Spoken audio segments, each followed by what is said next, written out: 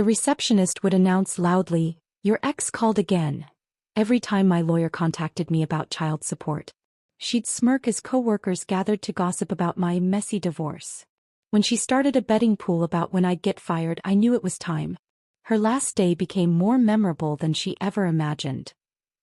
The phone rang at exactly 2:47 p.m. on a Tuesday, and I knew my life was about to become public entertainment again. "Sarah, your ex is online too." Heather's voice cut through the office like a chainsaw through silence. Every keyboard stopped clicking. Every conversation died mid-sentence. 23 pairs of eyes turned toward my cubicle like I was some fascinating car wreck they couldn't look away from. My hands trembled as I reached for the phone. It wasn't my ex. It was my lawyer, David, calling about the latest child support hearing. But Heather didn't care about accuracy. He cared about the show. The daily spectacle of watching me squirm while she held court from her reception desk throne. "Take a message," I whispered, but she was already gone, probably refreshing her lip gloss and preparing for the next performance. When my divorce started 8 months ago, I made a promise to myself. Keep work and personal life separate. I'd be professional, composed, untouchable. I'd wear my best blazers and perfect my poker face. Nobody would see me crack. Nobody would know that I cried in my car during lunch breaks or that I'd started keeping tissues in my desk drawer. But Heather saw through it all. She had a sixth sense for vulnerability, like a shark detecting blood in the water. The first time she announced my personal call, I thought it was an accident. "Sarah, your husband's lawyer is holding," she'd shouted across the entire floor. I'd felt my cheeks burn as I stumbled over my words, trying to explain to confused colleagues that no, everything was fine, just some paperwork to handle. That night I'd practiced what I'd say to her. Professional boundaries. Confidentiality. Basic human decency. But when I approached her desk the next morning, she looked up with those cold blue eyes and smiled like she was doing me a favor.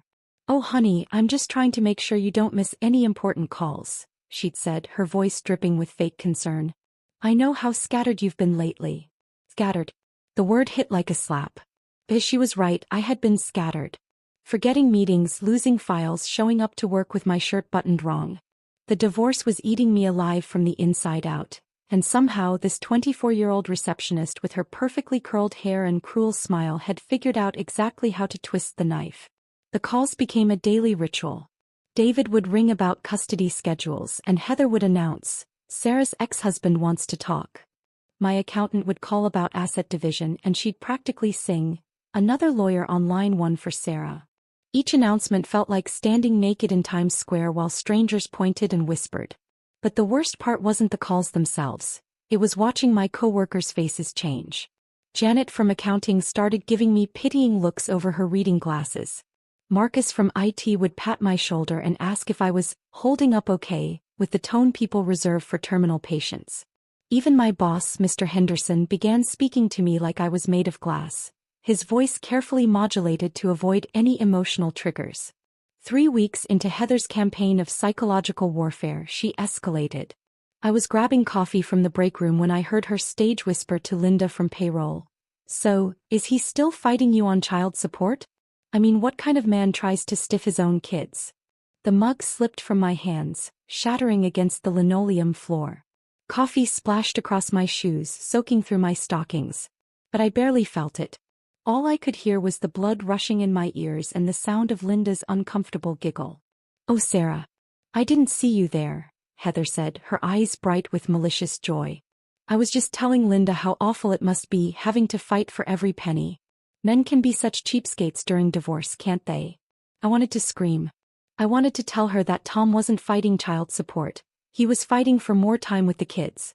That the lawyers were discussing visitation schedules, not money. That she was broadcasting lies to people who barely knew me, turning my private pain into office gossip. Instead, I knelt down and started picking up pieces of broken ceramic with shaking hands. "Let me help you with that," Heather said, kneeling beside me. Her voice was loud enough for everyone to hear. "You know, if you ever need to talk about anything, I'm here. Divorce is so hard, especially when there are children involved." She was performing again, playing the concerned friend while twisting the knife deeper. I looked up at her face, so young, so perfectly made up, so utterly empty of genuine compassion, and realized she was enjoying every second of my humiliation. That afternoon I found the betting pool. Jenny, our temp receptionist, had left a piece of paper on the copier. At first glance it looked like a standard office form. But as I got closer the words came into focus. Sarah's breakdown betting pool. Crying in the bathroom. 2 weeks, Heather, $10. Quits without notice. 1 month, Marcus, $5. Gets fired for poor performance. 6 weeks, Linda, $15. Complete nervous breakdown. 3 weeks, Anonymous, $20. The list went on. 12 names total. 12 people I'd worked with for 3 years, people who knew about my kids' soccer games and my mother's birthday, people who'd eaten cake at my promotion party. They were literally gambling on my emotional destruction. My hands didn't shake as I took a photo with my phone. My vision didn't blur. I felt nothing at all, just a cold, crystalline clarity that cut through months of confusion and self-doubt. I walked straight to HR. I need to file a complaint about workplace harassment, I told Patricia, sliding a printed copy of the photo across her desk. She studied it for exactly 43 seconds, then looked up with the expression of someone who'd just been asked to solve world hunger with a paperclip. Sarah, I understand you're going through a difficult time, she said, her voice carefully neutral. But this looks like harmless office banter. Maybe even a misguided attempt at support. Support. The word came out sharper than I intended. They're betting on when I'll have a nervous breakdown. I think you might be misinterpreting the situation. Heather mentioned that people are just concerned about you. Sometimes humor is how people cope with uncomfortable situations. I stared at her, waiting for the punchline. But she was serious. This woman with her motivational cat posters and her workplace wellness certificates was actually defending a betting pool about my mental health. So you're saying this is acceptable behavior? I'm saying that workplace dynamics can be complex during personal transitions. Perhaps we could arrange some stress management resources for you? I have a pamphlet about mindfulness techniques. I left her office with nothing but a photocopy of a mindfulness pamphlet and the crushing realization that I was completely alone in this fight. The next morning, Heather's smirk was brighter than ever. She knew I'd tried to report her. She probably knew exactly what Patricia had said. And she knew there would be no consequences. Good morning, Sarah, she chirped as I walked past her desk. How are you holding up today? The question sounded innocent enough to anyone listening. But I heard the real message. I can destroy you whenever I want and nobody will stop me. That night, I sat in my empty apartment. Tom had taken most of the furniture in the separation, and realized I had 2 choices. I could quit, find another job, start over somewhere else where nobody knew about my failed marriage or my messy life. Or I could fight back. The idea started small. Just a tiny seed of rebellion planted in the fertile soil of my anger. What if there was a way to turn Heather's cruelty against her? What if I could make her the star of her own humiliation? I picked up my phone and scrolled through my contacts until I found a name I hadn't called in years. Mel Rodriguez, my college roommate, tech genius, and the only person I knew who understood both revenge and web design. It was time to level the playing field. Mel's voice crackled through my phone at 11:47 p.m., exactly 3 minutes after I'd sent her the desperate text message that simply read, "Need help with something crazy. Are you still good with computers? Sarah Chin, I haven't heard from you since graduation, and now you're texting me about computers at midnight?" Her laugh was exactly the same, warm, slightly mischievous, with that hint of trouble that used to get us both into detention. This better be good. I found myself smiling for the first time in weeks. Remember how you used to hack into the university's grading system just to prove you could? Allegedly. And I prefer the term ethical security testing. I could practically hear her grinning. But yeah, I'm still in tech. Actually, I run my own web development company now. But what kind of trouble are you planning? The words spilled out of me like water through a broken dam.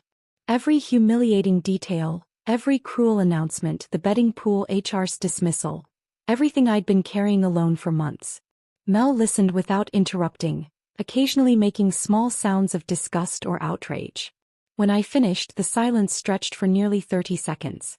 "That absolute witch," she finally said, her voice flat with controlled fury. "Sarah, honey, this isn't petty. This is psychological warfare. She's been systematically destroying your professional reputation and mental health for sport.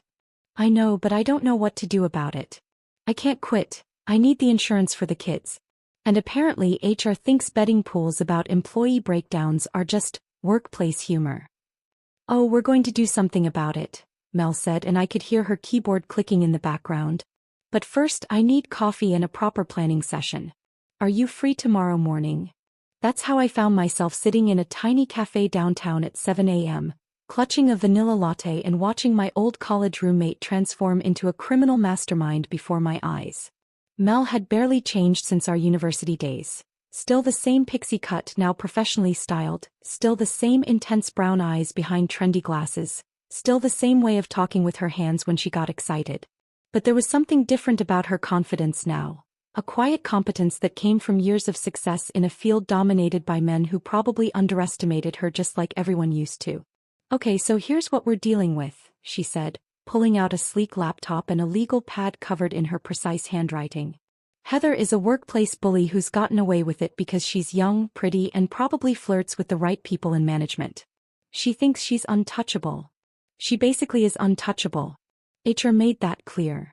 Wrong. She's untouchable at your workplace. But what if we could create a situation where her own ambition becomes her downfall? Mel opened her laptop and started typing rapidly. Tell me about Heather's personality. What does she want more than anything? I thought about all the conversations I'd overheard, all the bragging and posturing. Status. Recognition. She's always talking about how she's too good for this place, and how she deserves better.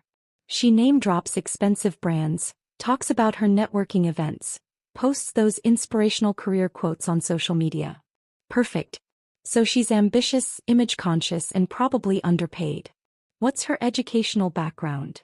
Community college business degree. She mentions it whenever someone treats her like just a receptionist. Mel's fingers flew across the keyboard. Excellent. Someone with just enough education to think she knows everything, but not enough experience to spot red flags. Now, what would be her dream job? I considered this. Something in corporate communications or client relations. She's always talking about how she's the face of the company, and how she could do our marketing director's job better than he can. Client relations it is. Mel turned her screen toward me. Meet River and Wallace Capital, your new fake company. The website was already taking shape. Sleek, professional, with stock photos of diverse businesspeople shaking hands in glass conference rooms. The color scheme was that particular shade of corporate blue that screamed, serious money without being flashy. How are you doing this so fast? I asked, watching her work. I've been designing websites for 12 years. This is like riding a bike, except the bike is made of code and revenge. He paused, studying my face. Are you sure you want to do this? Because once we start, there's no taking it back. I thought about yesterday's humiliation, about Heather's smirk, about the betting pool that treated my pain like entertainment. I'm sure. Good. Because I've been wanting to use my powers for evil instead of good for a while now. Over the next 2 hours, we constructed the perfect trap. River and Wallace Capital became a boutique consulting firm specializing in high-net-worth client relations. Mel registered the domain, created professional social media accounts, and even set up a temporary phone number that would forward to her cell. The job posting was a masterpiece of corporate manipulation. Executive Client Relations Manager, $85,000 to $95,000 annually plus performance bonuses. Seeking a dynamic professional to serve as the primary liaison between our exclusive clientele and senior management. Candidates must possess exceptional communication skills, professional presentation, and the ability to maintain confidentiality in high-stakes environments. That salary is going to get her attention, I said, watching Mel fine-tune the posting. That's the point. It's exactly high enough to make her think she's worth it, but not so high that it seems suspicious. Mel created a LinkedIn profile for Janet Morrison, Senior HR Director, complete with a professional headshot of a middle-aged woman she'd licensed from a stock photo site. Meanwhile, I'd been observing Heather more carefully at work. She spent at least an hour each day browsing job sites, not even trying to hide it. She'd recently started dressing more professionally, wearing blazers instead of her usual low-cut tops, and I'd overheard her on the phone telling someone about putting feelers out in the market. She's already job hunting, I reported to Mel during our lunch break phone call. Yesterday she was printing out her resume on company letterhead. Perfect timing then. Janet Morrison is about to discover Heather's exceptional qualifications. The plan was elegant in its simplicity. We'd send the job posting to Heather through an anonymous career tip email, the kind of thing ambitious people receive from networking contacts all the time. If she bit, we'd schedule a video interview where Mel would play Janet Morrison, the understanding HR director who saw Heather's true potential. What happens after the interview? I asked. We offer her the job, obviously, with a start date in 2 weeks. Just enough time for her to quit her current position and burn all her bridges. And then, Mel's smile was absolutely wicked. Then River and Wallace Capital suddenly has budget cuts and has to rescind the offer. Very unfortunate. Very last minute. Very embarrassing for someone who's already announced their big career move to everyone they know. I stared at her, feeling a mix of admiration and terror. Mel, that's genuinely diabolical. Thank you. I've been working on my villain origin story for years. That evening, Janet Morrison sent Heather a carefully crafted email. Hello Heather, your profile caught my attention through professional networking channels. We have a position that seems perfect for someone with your background and ambitions. I'd love to discuss this opportunity with you. By 8 a.m. the next morning, Heather had responded with her resume, a cover letter, and a request for a phone conversation, at your earliest convenience. She's eager, Mel texted me. Almost too eager.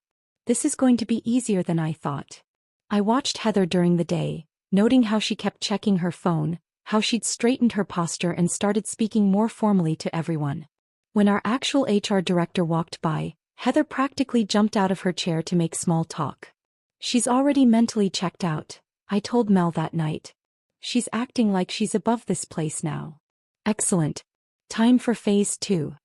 The video interview was scheduled for Thursday at 6 p.m. After normal business hours, Janet Morrison explained, because our client relationships require discretion. Mel had borrowed her friend's downtown office space, complete with corporate art and a view of the city skyline. I watched from my car in the parking garage connected to Mel's phone on speaker. Through the office window, I could see Heather in her best suit, sitting up straight and gesturing enthusiastically. Tell me about a time you handled a difficult client situation, Mel said in her Janet Morrison voice, slightly deeper than her natural tone with a hint of East Coast professionalism. Well, at my current position, I deal with difficult people every day, Heather replied, her voice bright with confidence. Just last week we had this employee going through a messy divorce and she was really bringing down the whole office mood. I took it upon myself to help her understand that personal problems need to stay personal, you know? I made sure she got the message that her issues were affecting everyone else's productivity. My hands clenched around the steering wheel. Even in a job interview, she couldn't resist bragging about tormenting me. That shows real leadership initiative, Mel responded smoothly. How did your management respond to your approach? They were very supportive. I think they appreciated having someone who wasn't afraid to address uncomfortable situations. I'm really the face of our office. I set the tone for how we interact with both clients and colleagues. The interview continued for 20 minutes, with Heather painting herself as an indispensable employee being held back by lesser colleagues and inadequate management. She name-dropped our company's clients, discussed confidential salary information, and basically handed us enough material to get her fired for cause if we wanted to. Heather, you sound like exactly what we're looking for, Mel finally said. I think you'd be a perfect fit for River and Wallace Capital. How does next Monday sound for a start date? I could see Heather's face light up through the window. That sounds perfect. I'll put in my notice tomorrow. Wonderful. I'll send you the offer letter tonight. As Heather practically skipped out of the building, Mel called me back. Holy cow, Sarah. She's even worse than you described. Did you hear her talking about managing difficult employees? She was literally bragging about bullying you. I heard every word. Good.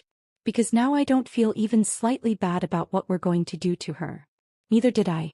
Friday morning arrived with an email that made my coffee taste like victory. The subject line read, Official offer River and Wallace Capital. And I watched from across the office as Heather's face transformed into pure euphoria while reading it on her phone. She didn't even wait until her lunch break. Mr. Henderson. Her voice carried across the entire floor as she practically bounced toward our manager's office. I need to speak with you privately.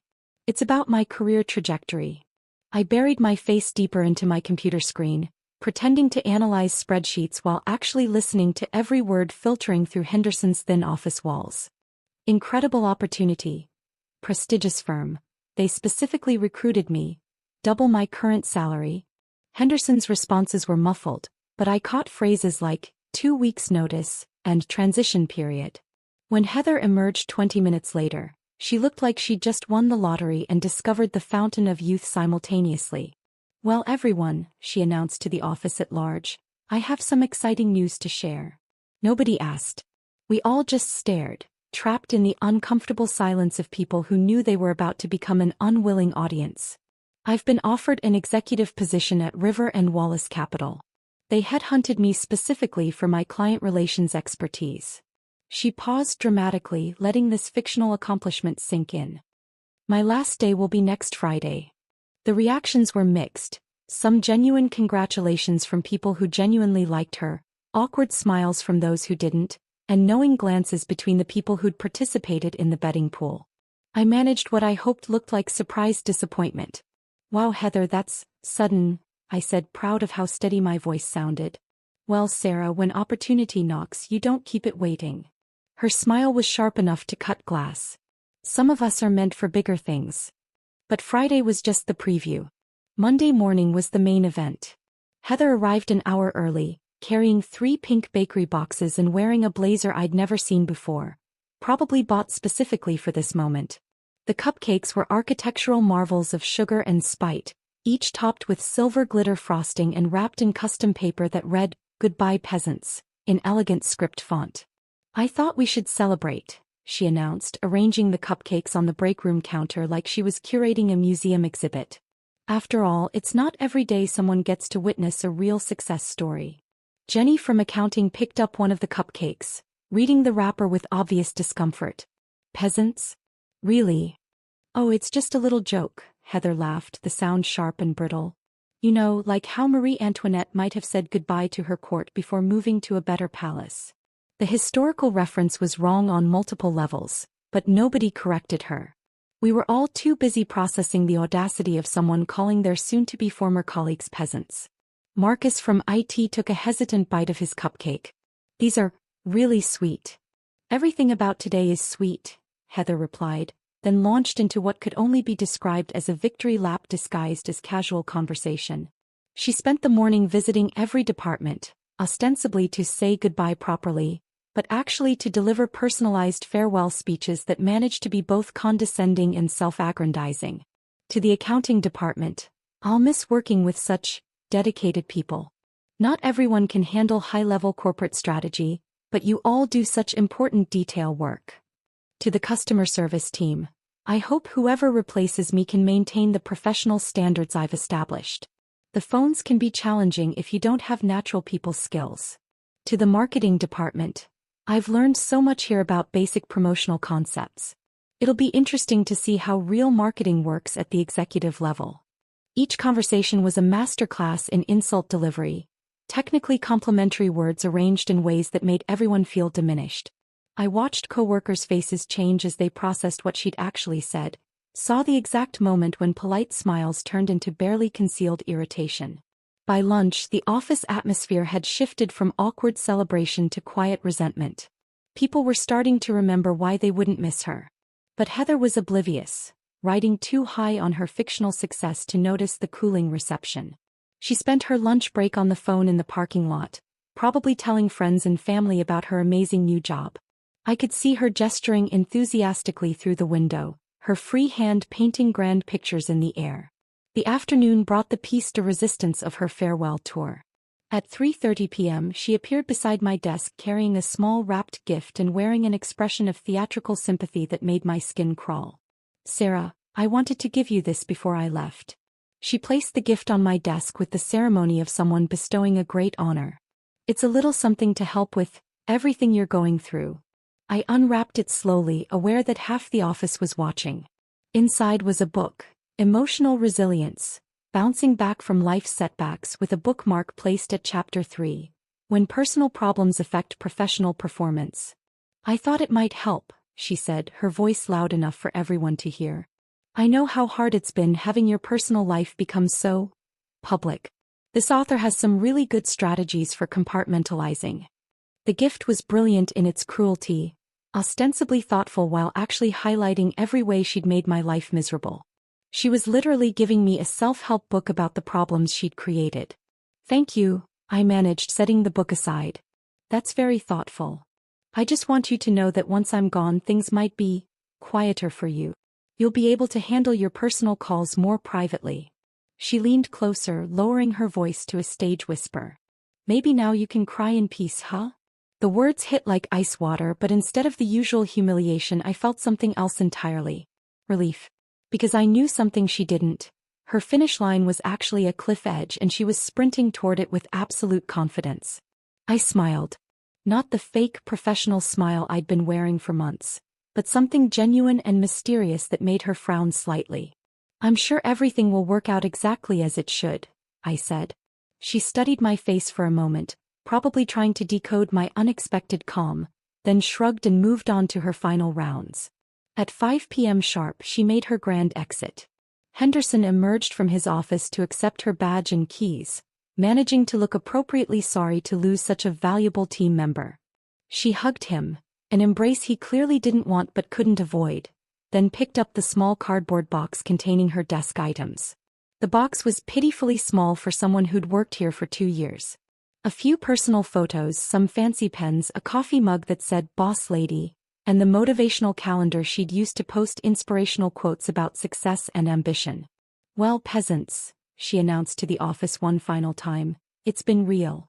Don't be strangers. I'll try to remember you all when I'm making the big decisions downtown. She walked toward the elevator with the confidence of someone who'd just conquered the world. A few people waved goodbye. Most just watched her go with expressions of relief and barely contained disbelief. The elevator doors closed on her smug little wave, and the office exhaled collectively. Did she actually just call us peasants again? Marcus asked the room at large. Twice, Jenny confirmed, and gave Sarah a self-help book about personal problems. What a piece of work, someone muttered from the back of the room. But I wasn't listening to the post-departure analysis. I was already texting Mel. The Eagle has landed.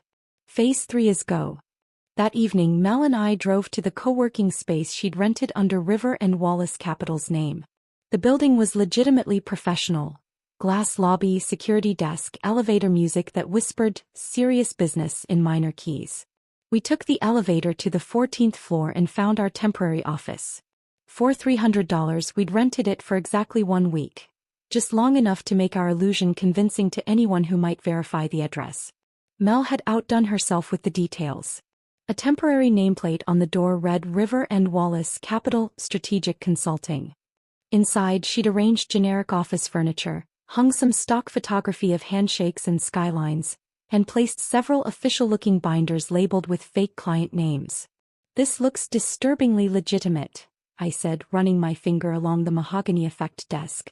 That's the point. If anyone had bothered to check us out beforehand, we would have passed inspection. Mel was arranging papers in manila folders, each labeled with convincing corporate terminology. But of course nobody did. Heather was too excited about the salary to ask hard questions. The final touch was mine to add. I sat at the fake executive desk and wrote out a welcome note in my careful handwriting, the same script I'd been perfecting since elementary school. Welcome to River and Wallace Capital, Heather. We're so excited to have you join our team. Please make yourself comfortable while you wait for Janet Morrison to arrive for your orientation. There's coffee in the break room and your welcome packet is on the desk. Congratulations on your new position. We know you're going to be a perfect fit. I signed it, the River and Wallace team, and placed it prominently where she couldn't miss it. Tomorrow's going to be interesting, Mel said, locking the office behind us. Tomorrow's going to be perfect, I replied. Because while Heather was probably at home planning her first week outfits and practicing her new elevator pitch, I knew the truth. Her new beginning was actually an ending, and I was about to have a front row seat to the show. Monday morning arrived with the kind of crisp autumn air that makes new beginnings feel possible. I positioned myself at the window table of grind coffee, directly across from the sleek downtown office building where Heather was about to discover that karma sometimes wears a business suit. Mel arrived at 8:15 with 2 oversized lattes and a laptop bag that looked suspiciously heavy. Surveillance equipment? I asked, nodding toward the bag. Binoculars, backup phone, energy bars, and tissues, in case you start crying from laughing too hard. She settled into the chair beside me, angling her laptop screen so we both had a clear view. I've got the building's lobby camera feed pulled up. Completely legal, by the way. It's a public access stream for security purposes. On her screen, I could see the marble lobby with its polished floors and corporate art. A security guard sat behind an imposing desk, checking IDs and directing visitors to the appropriate elevators. There, Mel whispered, pointing toward the street. Heather's silver Honda Civic pulled into the visitor parking area at exactly 8:47 a.m., 13 minutes early, because of course she'd want to make a perfect first impression. Through the coffee shop window, I watched her check her reflection in the car's side mirror, adjusting her blazer and reapplying lipstick with the precision of someone preparing for battle. She looked magnificent in her delusion. The white blazer was clearly new, still bearing the subtle creases of recent packaging. Her hair was pulled back in the kind of severe bun that said executive material, and she carried a leather portfolio that probably cost more than she could afford. Everything about her screamed ambition and success, if you didn't know the truth. She actually looks professional, I murmured, feeling an unexpected pang of something that might have been guilt. Don't you dare start feeling sorry for her, Mel said sharply. Remember what she did to you. Remember that betting pool. Remember how she smiled while she destroyed your dignity. He was right. This wasn't about cruelty. This was about consequences. 4 months, Heather had treated my pain like entertainment, had turned my workplace into a theater for her daily humiliation performances. Now it was her turn to be the star of an uncomfortable show. On the laptop screen, we watched Heather stride into the lobby with the confidence of someone who belonged there. She approached the security desk and we could see her gesturing toward the elevators, probably explaining about her first day at River and Wallace Capital. The security guard consulted his computer, then picked up his phone. The conversation lasted 30 seconds, long enough for Heather to start looking puzzled. He hung up and said something that made her check her own phone, then nod and head toward the elevators. What do you think he told her? I asked. Probably that the office is expecting her and to go on up. Security guards see new employees all the time. They don't ask detailed questions if the company name matches their directory. We lost visual on her once she entered the elevator, but I knew exactly what she was experiencing. The 14th floor hallway with its neutral carpet and fluorescent lighting.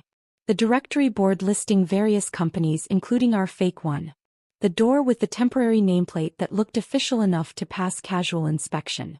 How long do you think it'll take? I asked, checking my watch. 8:52 a.m. Depends on how thoroughly she explores. If she's smart, she'll start making phone calls immediately. If she's convinced this is real, she might sit there for 20 minutes waiting for someone to show up. At 9:07 a.m., Heather emerged from the building. The transformation was startling. Gone was the confident stride, replaced by something hesitant and confused. She stood on the sidewalk staring up at the building like it might suddenly make sense, then pulled out her phone. First phone call, Mel announced as if we were sports commentators. Probably trying to reach Janet Morrison.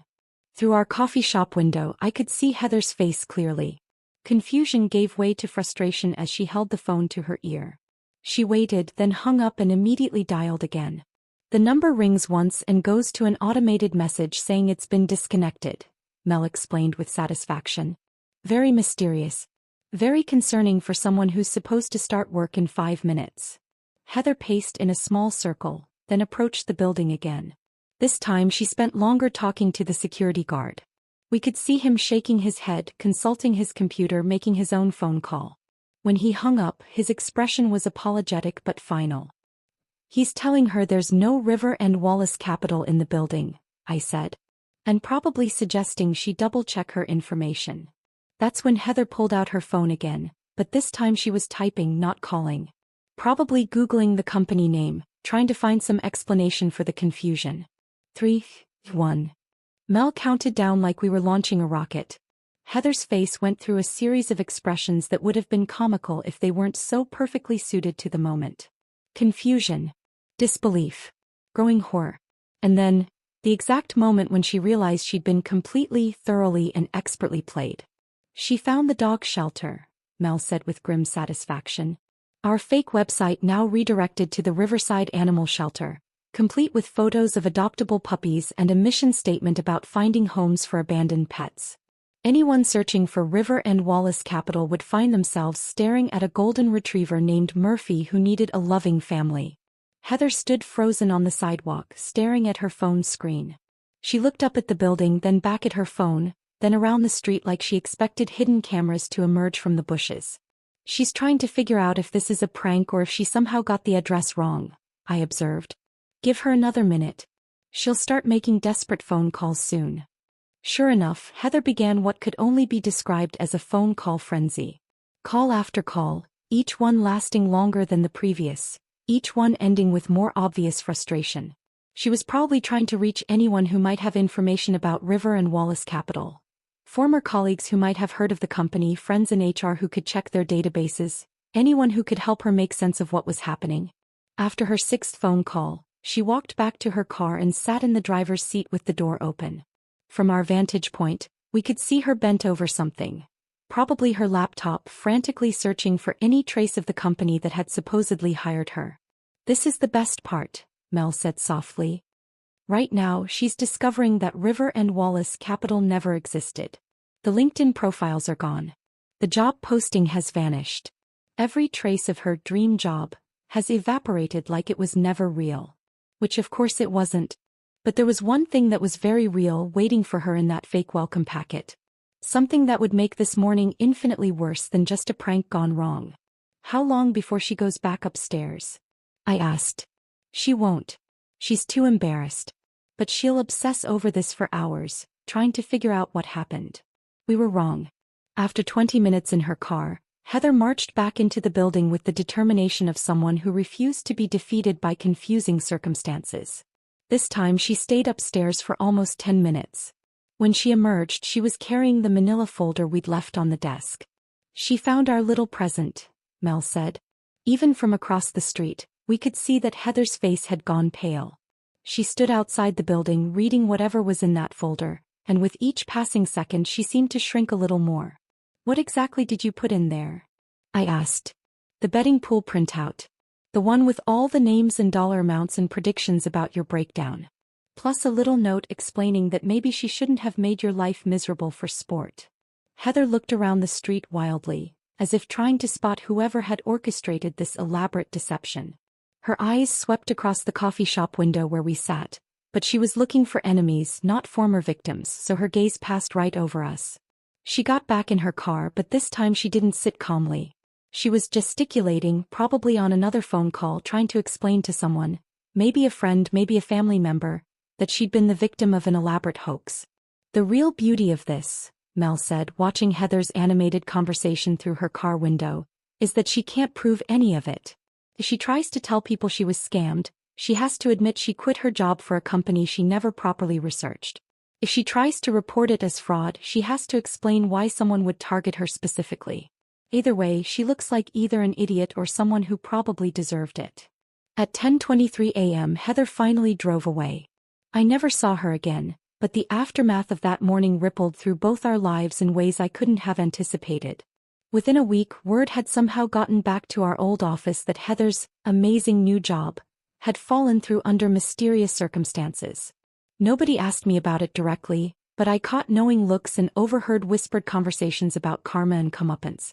The best part came 2 months later, when Marcus from IT casually mentioned that he'd heard from a friend at another company that they'd interviewed someone who'd tried to explain being the victim of an elaborate employment scam, and had been politely but firmly escorted out of the building. Apparently, he said, organizing cables at his desk while talking to Jenny from accounting, this person couldn't provide any coherent details about the scam, and kept insisting that former coworkers had set her up. Made her sound completely paranoid. That interview had been Heather's bridge back to professional respectability, and her own paranoid explanations had burned it down. Sometimes the best revenge is simply letting someone's true character speak for itself. The first thing I noticed when I walked into the office that Tuesday morning was the silence. Not the uncomfortable, tension-filled quiet that had become our normal background music, but something else entirely. The absence of a toxic presence that had been poisoning our air for so long we'd forgotten what clean breathing felt like. Linda from payroll was actually humming while she sorted invoices. Marcus had his headphones off for the first time in months, chatting casually with Jenny about weekend plans. Even Mr. Henderson seemed lighter, his usual stress-induced frown replaced by something approaching contentment. "It's amazing how one person can change an entire atmosphere," Jenny whispered to me as we waited for our coffee to brew in the break room. I didn't realize how much I'd been walking on eggshells until I stopped having to. But the real changes started with the conversations. First, it was Marcus who approached my desk on Thursday, fidgeting with a USB cable and avoiding eye contact. "Hey Sarah. I wanted to say something." When Heather was here. I looked up from my computer, genuinely curious. Marcus and I had always been cordial colleagues, but we'd never had what you'd call a real conversation. "I knew what she was doing to you," he continued, his voice barely above a whisper. "The phone calls, the comments, all of it. And I should have said something. Should have backed you up when you went to HR." He finally met my eyes. I was a coward. We all were. The apology caught me off guard. I'd spent so many months feeling isolated, convinced that my coworkers either didn't notice or didn't care about Heather's behavior. Learning that they'd seen everything and felt guilty about their inaction was both validating and heartbreaking. "She had this way of making anyone who challenged her look like the problem," I said carefully. "I understand why people stayed quiet. No, that's not an excuse. She was always cruel even before you became her main target. Remember when she made fun of Angela's stutter during that client presentation? Or when she accidentally scheduled the holiday party during Rashid's religious observance?" Marcus shook his head. "We all just put up with it because no one knew what to do. Or maybe because we were scared we'd be next." Over the following weeks, more people came forward with similar confessions. Apparently, Heather's reign of workplace terror had been far more extensive than I'd realized. She'd been systematically undermining people for years, always careful to stay just under the radar of formal complaints. Jenny revealed that Heather had once spread rumors about her unprofessional relationship with a client, based on nothing more than friendly email exchanges. Angela from customer service admitted that Heather had been intercepting her important calls and claiming she was protecting the company from Angela's communication issues. Even Linda confessed that Heather had been making pointed comments about her age and suggesting she should consider retirement while she still had her dignity. "The thing about bullies," Angela said during one of our impromptu group therapy sessions disguised as coffee breaks, "is that they're really good at making each victim feel like they're the only one. Like there's something specifically wrong with them that attracts the abuse." I thought about this revelation while drafting an email that had been months in the making. The anonymous report to HR wasn't about revenge. It was about documentation. About ensuring that if Heather ever tried to return or if our company ever hired someone like her again, there would be a paper trail. The report was 15 pages long. Screenshots of the betting pool. Detailed accounts of public humiliations. Testimonials from 6 different employees describing patterns of harassment, discrimination, and toxic behavior. Medical documentation of my stress-induced insomnia and anxiety. Performance reviews showing how my work had suffered under constant psychological pressure. I included everything, then saved it as an anonymous PDF and sent it from a temporary email account to both HR and our regional manager. The response was swift and comprehensive. Within 2 weeks, Patricia from HR scheduled individual meetings with every employee mentioned in the report. The interviews were confidential, but word traveled through our small office that they were taking the allegations seriously. Finally, a month later, I received an unexpected email from Mr. Henderson. "Sarah, would you be interested in participating in our new workplace wellness initiative? We're redesigning our policies around professional conduct and employee mental health, and I think your insights would be valuable." The invitation felt surreal. 6 months earlier, I'd been the office tragedy case, the woman whose personal problems made everyone uncomfortable. Now they wanted my input on company policy. The Wellness Committee met every Tuesday at 3 p.m. in the conference room that still smelled faintly of Heather's expensive perfume. There were 8 of us, a mix of managers and regular employees, all tasked with creating guidelines that would prevent future workplace harassment. "Our current policies are reactive," I said during our 3rd meeting, consulting the notes I'd prepared. They only address problems after they've already caused damage. We need proactive measures that create a culture where toxic behavior can't take root. The suggestions I made weren't revolutionary: anonymous reporting systems, mandatory bystander intervention training, regular climate surveys, but they were thorough and thoughtful. More importantly, people listened to them. Dr. Rebecca Martinez, the therapist I'd started seeing, helped me understand why this felt so significant. "You're reclaiming your voice," she explained during one of our Wednesday evening sessions. "For months you were silenced and diminished. Now you're using your experience to protect others. That's not just healing, that's transformation." Therapy had been another unexpected development. Not because of Heather specifically, but because her treatment had forced me to confront deeper questions about my own self-worth. Why had I absorbed her abuse for so long? Why had I felt responsible for managing other people's comfort with my personal struggles? "You've spent your whole life trying to be small enough that you wouldn't inconvenience anyone," Dr. Martinez observed. "Your divorce wasn't just the end of a marriage. It was the beginning of taking up space in your own life." He was right. I'd spent years making myself smaller, quieter, less problematic. Heather's cruelty had been devastating, but it had also been clarifying. It showed me exactly what happened when you let other people define your worth. The therapy sessions became a weekly ritual of excavation, digging through layers of people-pleasing and self-doubt to find the person I'd buried under decades of accommodation. It was harder work than planning elaborate revenge schemes, but ultimately more satisfying. Meanwhile, my friendship with Mel had evolved into something richer than our college relationship. Shared mischief had given way to shared growth. We talked on the phone every few days, comparing notes on career challenges and personal revelations. "You know what's funny?" she said during one of our evening calls. "I learned as much about myself planning your revenge as you did executing it. Turns out I'm really good at strategic thinking when I'm properly motivated. You should add workplace justice consultant to your resume," I suggested. "Don't think I haven't considered it." Karma Solutions, strategic problem resolution for toxic work environments. We could make millions. We both laughed, but there was something appealing about the idea. Not the revenge part, that had been a one-time therapeutic exercise, but the problem-solving aspect. The careful planning, the attention to detail, the satisfaction of seeing justice served. "Seriously though," Mel continued, "what you did took real courage. Not the revenge part, but everything after. The HR report, the wellness committee, the therapy. You didn't just get even, you got better."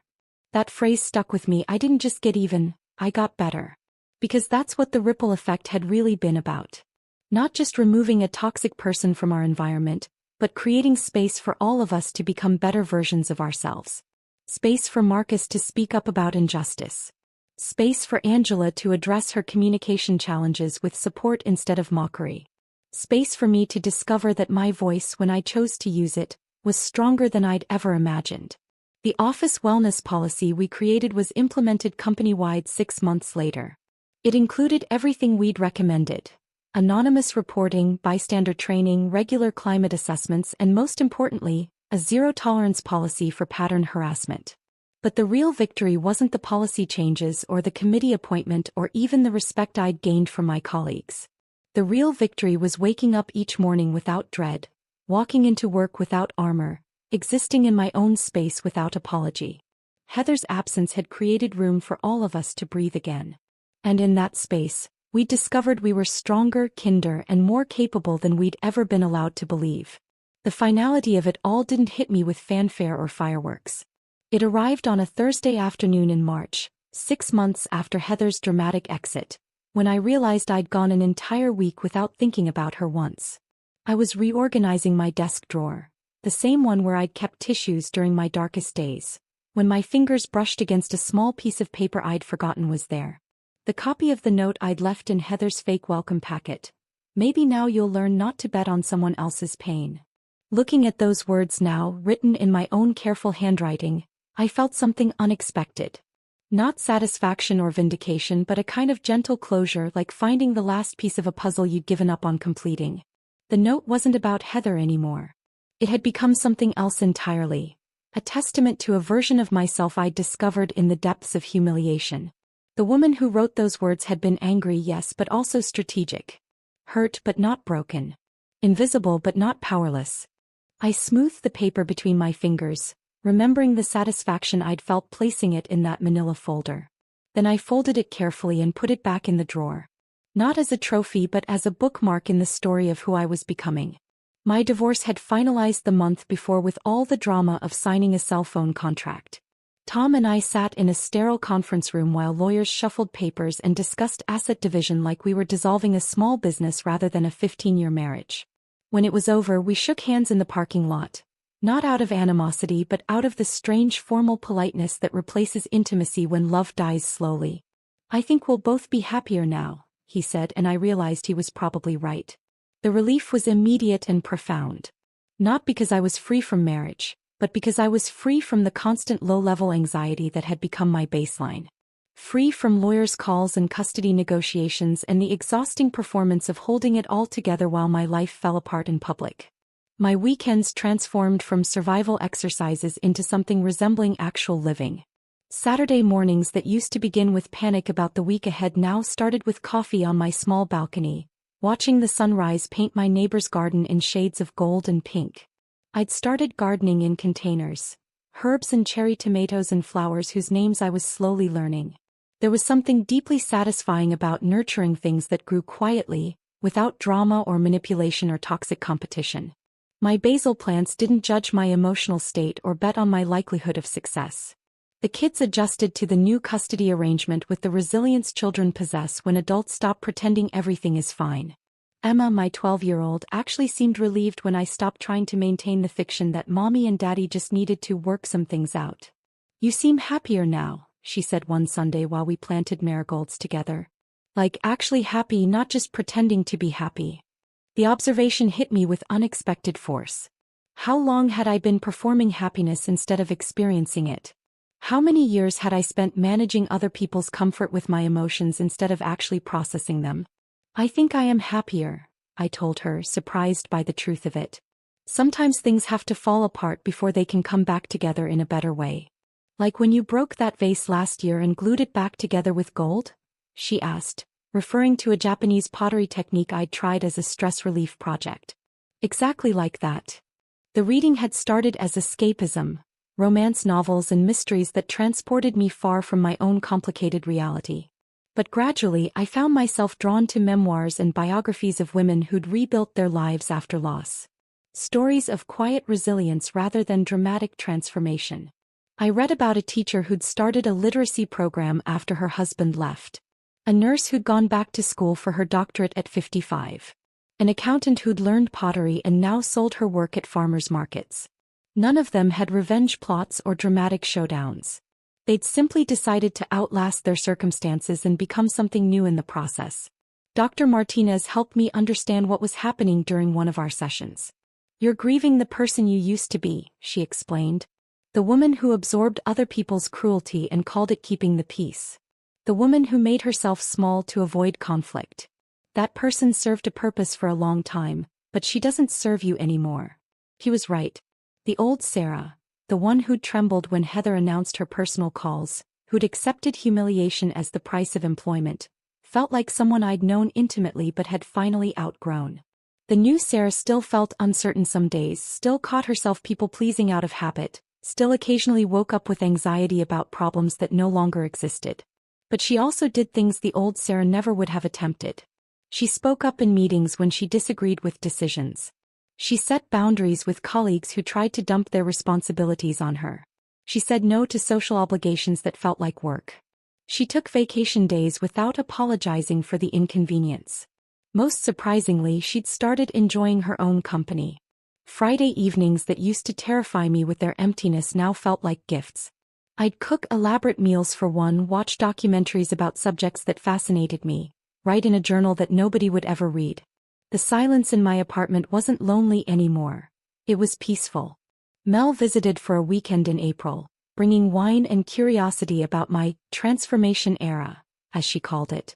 "You look different," she said, studying my face over Chinese takeout containers. "Not just happier. Good.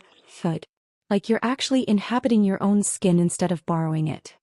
We talked late into the night about the strange alchemy of survival, how trauma could destroy you or reshape you, depending on what you did with the pieces afterward. Do you ever wonder what happened to her? Mel asked eventually, both of us knowing she meant Heather. Sometimes, I admitted. But not with curiosity. More like how you might wonder about a movie you walked out of. Mild interest in how it ended but no real investment in the outcome. That was the truest thing I'd said about the whole experience. Heather had faded from my life like background noise suddenly silenced. Her absence wasn't something I celebrated daily. It was simply space that had been filled with better things. I kept the note not as a monument to victory, but as a reminder that quiet strength often accomplishes more than loud anger. That dignity reclaimed in private can be more powerful than justice demanded in public. That sometimes the most effective revenge is simply living well enough that your enemy becomes irrelevant. The woman who'd planned Heather's downfall had been driven by righteous fury and strategic thinking. But the woman who'd built something meaningful from the aftermath had been driven by something more sustainable. The simple determination to outlast her circumstances and create something better on the other side. In the end, I didn't need applause or acknowledgement or even the satisfaction of knowing Heather had learned her lesson. I didn't need her apology or her downfall or her recognition of the pain she'd caused. I just needed to wake up each morning in a life I'd chosen rather than one I'd simply endured. And for the first time in years, that's exactly what I had. The revenge had been necessary, a bridge between who I was and who I was becoming. But the real victory was discovering that I didn't need to carry it forward. I could set it down and walk toward something better, something quieter, something that belonged entirely to me. This story of workplace justice had you completely hooked. Hit that like button right now. My favorite part was when Heather walked into that empty office, realizing her dream job was nothing but smoke and mirrors. What was your favorite moment? Drop it in the comments below. Don't miss more satisfying revenge stories like this. Subscribe and hit that notification bell so you never miss an upload.